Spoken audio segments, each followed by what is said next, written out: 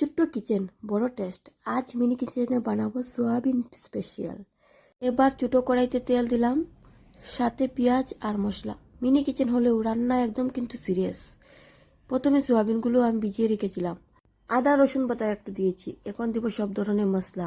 তো প্রথমে আমি হলুদ, লবণ, জিরে, মরিচের গুঁড়ো সব কিছু দিয়ে আমি ভালোভাবে এগুলোকে ভাজবো। তোমরা দেখতে থাকো। আজকে মিনি কিচেনে কিন্তু হচ্ছে সোয়াবিন স্পেশাল। তো ছোট্ট হাঁড়ি, কিন্তু গন্ধ একদম দারুণ। সামান্য জল দিয়ে আমি ডেকে রাখবো, সাথে সুন্দর করে রান্না করব।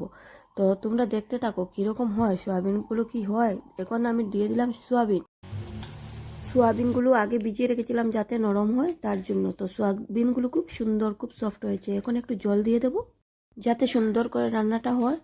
তো আমি এখন জল দিয়ে একটু নাড়াচড়া করব।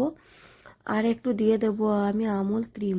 তো দেখো সোয়াবিনগুলো কি সুন্দর হয়েছে দেখতে। মিনি কিচেন কিন্তু স্বাদ সুপার। দেখো আমার মশলা থেকে তেল বের হচ্ছে, মানে মশলাগুলো ভালোভাবে ভাজা হয়ে গিয়েছে। তো আমি এখন একটু দিয়ে দেবো আমুল ফ্রেশ ক্রিম। তো মিনি কিচেনে রান্না করা অনেক কঠিন। আমার কড়াই, আমার চুলা অনেক ছোটো, কিন্তু ভিডিওতে জানি না কেন বড় দেখাচ্ছে।